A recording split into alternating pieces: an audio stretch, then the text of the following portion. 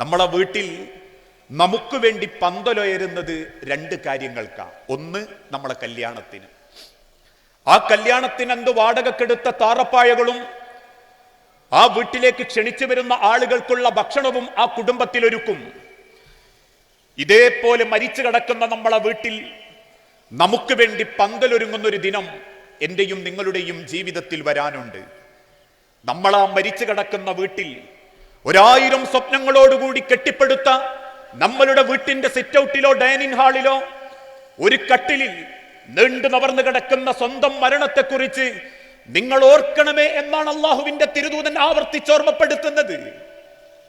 ആ വീട്ടിലേക്ക് നമ്മളൊക്കെ മരിച്ചു കിടക്കുമ്പം പിന്നീട് ആ വീട്ടിൽ സംഭവിക്കുന്ന ചില കാര്യങ്ങളുണ്ട്.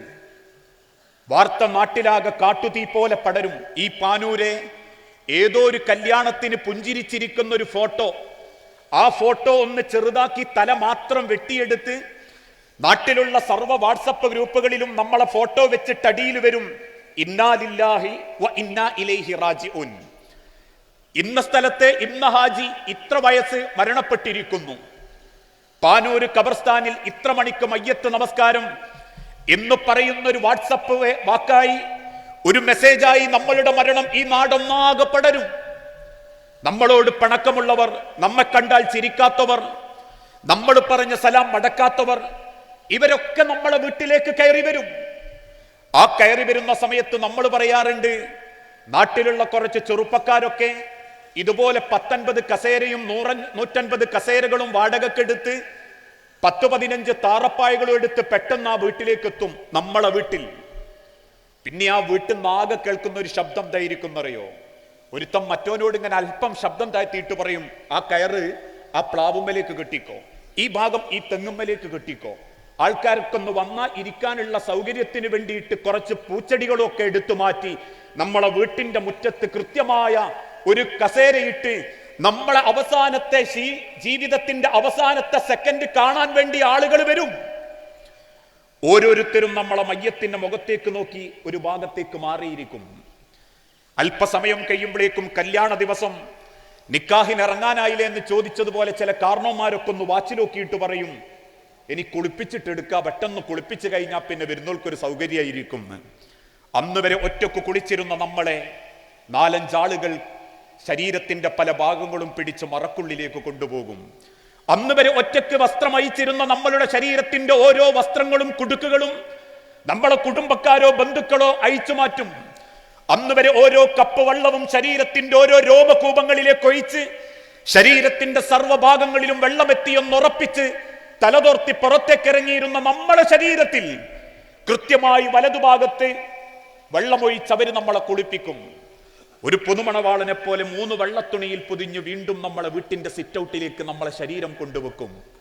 അവസാനം പള്ളിയിലേക്ക് എടുക്കാൻ നേരത്ത് ചിലരൊക്കെ ഭാര്യനോട് ചോദിക്കും, എനക്കൊന്നും കൂടി കാണണോ? ചില ഭാര്യമാര് പറയും, എനിക്കൊന്നുകൂടി കാണണം.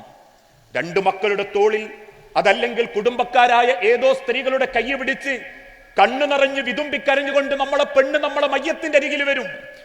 ഒരായുസ് മുഴുവൻ കൂടെ ജീവിച്ചിരുന്ന തന്റെ ആണിന്റെ നെഞ്ചിലേക്കും ആ കണ്ണുകളിലേക്കും നോക്കി അവസാനം നെറ്റിത്തടത്തിൽ ഉമ്മ വെച്ച് എന്നെ ഒറ്റക്കാക്കി പോയില്ലേ ഇക്ക എന്ന് ചോദിച്ചുകൊണ്ട് നമ്മളെ ഭാര്യമാരകത്തേക്ക് കയറും.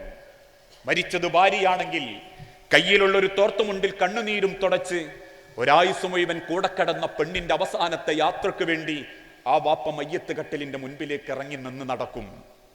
പള്ളിയുടെ 1-ാമത്തെ സഫ് കൊണ്ടുക്കും.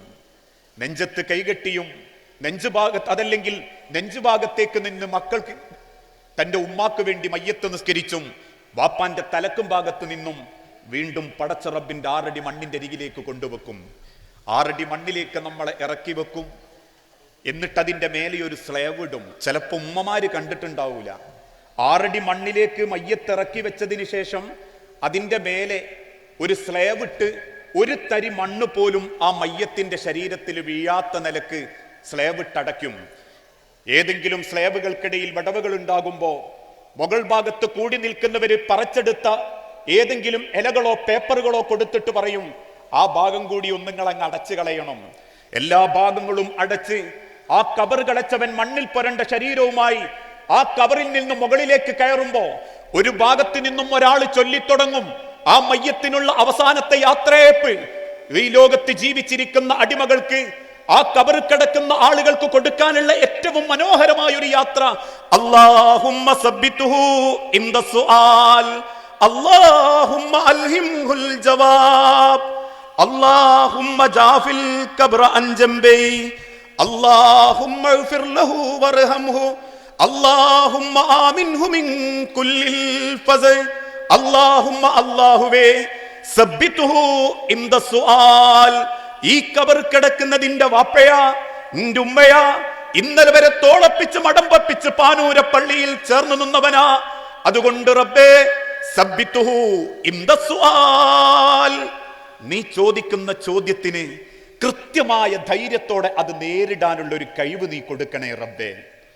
കാരണം പണം കൊണ്ടും പദവി കൊണ്ടും സ്ഥാനം കൊണ്ടും പടച്ചോൻ ദുനിയാവിലെ ചിലർക്ക് വില കൊടുക്കും.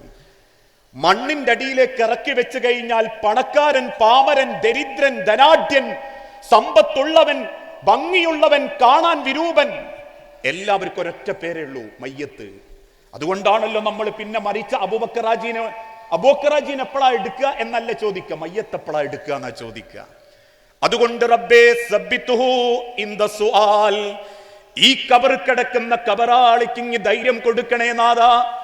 അല്ലാഹുമ്മ അൽഹിംഹുൽ ജവാബ്, ഒരു മനുഷ്യനെ ഖബറിലേക്ക് വെക്കുമ്പോ ആ ഖബറിലേക്ക് വാനലോകത്ത് നിന്നും പടച്ച റബ്ബ് പറഞ്ഞയക്കുന്ന മലക്കുകൾ വരും.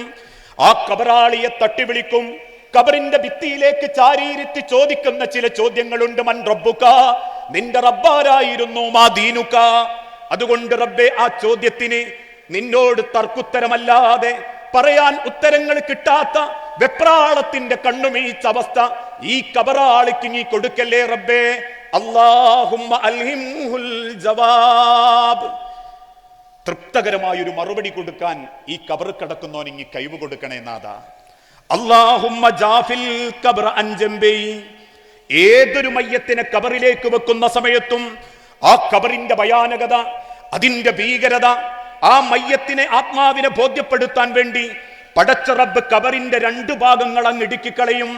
തന്റെ മരണത്തിന്റെ തൊട്ടു മുൻപ് മദീന പള്ളിയുടെ മിമ്പറിന്റെ മുകളിൽ കയറി തന്റെ സഹാബത്തിന് ഖുതുബ കൊടുക്കുന്ന ലോകത്തിന്റെ പ്രവാചകൻ, ആ പ്രവാചകൻ സല്ലല്ലാഹു അലൈഹി വസല്ലമ മിമ്പറിന്റെ മേലെ നിന്ന് കണ്ണു നിറഞ്ഞ് താടിരോമങ്ങൾക്കുള്ളിലൂടെ കണ്ണുനീരൊലിപ്പിച്ച് മുൻപിലിരിക്കുന്ന ആയിരക്കണക്കിന് സഹാബത്തിന് കാണിച്ചു കൊടുത്തു. സഹാബത്തെ, ആ ഖബറിലേക്ക് വെക്കുന്ന സമയം, ആ ഖബറാളിയുടെ രണ്ട് ഭാഗങ്ങളും പടച്ച റബ്ബ് ഇടുക്കിക്കളയുന്ന സമയം, എന്നിട്ട് കൈന്റെ രണ്ട് കൈവരലുകൾ കോർത്തുപിടിച്ച് സഹാബത്തിന് കാണിച്ചു കൊടുത്തു. അല്ലാഹുമ്മ ജാഫിൽ ഖബ്റ അൻ ജംബി, റബ്ബേ ആ ഖബറിന്റെ ഭയാനകതയിൽ നിന്ന് ആ ഖബറാളിക്ക് സമാധാനം കൊടുക്കണേ നാഥാ. അല്ലാഹുമ്മ ഇഗ്ഫിർ ലഹു വർഹംഹു, അല്ലാഹുമ്മ ആമിൻഹു മിൻ കുല്ലിൽ ഫസ, റബ്ബേ എല്ലാ പാപങ്ങളും പുറത്ത് നിർഭയത്വത്തിന്റെ ഒരു സ്വർഗ കവാടം ആ ഖബറിലേക്ക് ഇങ്ങി തുറന്നു കൊടുക്കണേ പടച്ചോനെ എന്ന് 10-15 മിനിറ്റ് എല്ലാവരും പള്ളിക്കകത്തുനിന്ന് തിരിച്ചു പോകും. പിന്നെ ആരാ മനുഷ്യരെ എന്തെങ്കിലും ഖബറും പുറത്ത് വരാറുള്ളത്? ഇന്ന് ഈ മഗ്രിബിന്റെ ഇടയ്ക്ക് ഈ നാട്ടിൽ നിന്ന് നമസ്കരിക്കുമ്പോ, ഈ കഴിഞ്ഞ മഗ്രിബ് നമസ്കാരത്തിന് ശേഷം കൈ ഉയർത്തി പടച്ച റബ്ബിനോട് പ്രാർത്ഥിച്ചപ്പോ ഈ പ്രദേശത്ത് നിന്നും മരിച്ചുപോയ ഏതെങ്കിലും ഒരാളെ നമ്മളെ മനസ്സിലോർത്തോ? ഒരാൾക്ക് വേണ്ടിയിട്ട് മനസ്സ് തുറന്ന് നമ്മളൊന്ന് പ്രാർത്ഥിച്ചോ? അന്ന് മരണപ്പെട്ടു പോയ ആളൊക്കെ ഖബറിൽ എങ്ങനെ കിടക്കുന്ന റബ്ബേ എന്ന് ചിന്തിച്ചോണ്ട് ഹൃദയം നുറുങ്ങുന്ന വേദനയോടെ നാളെ റബ്ബിന്റെ സ്വർഗത്തിൽ അവരോടൊപ്പം നീ ഞങ്ങളെയും ഒരുമിപ്പിച്ചു കൂട്ടണേ റബ്ബേ എന്ന് മനസ്സറിഞ്ഞ് പ്രാർത്ഥിക്കാൻ നമ്മളെ കൊണ്ട് പറ്റിയിട്ടില്ലെങ്കിൽ, ഇതുപോലെ പാനൂര നന്മണ്ടയിലെ ആയിരങ്ങൾ പ്രാർത്ഥിക്കുമ്പോഴും ഒരു പ്രാർത്ഥനയിൽ പോലും നാവോ മനസ്സോ നമുക്ക് വേണ്ടി തേടാത്തൊരു ദിനം, ആ ദിനമാണ് മനുഷ്യരെ എന്തെങ്കിലും ജീവിതത്തിൽ ഏറ്റവും വലിയ അപമാനം എന്ന് നമ്മൾ തിരിച്ചറിയണം.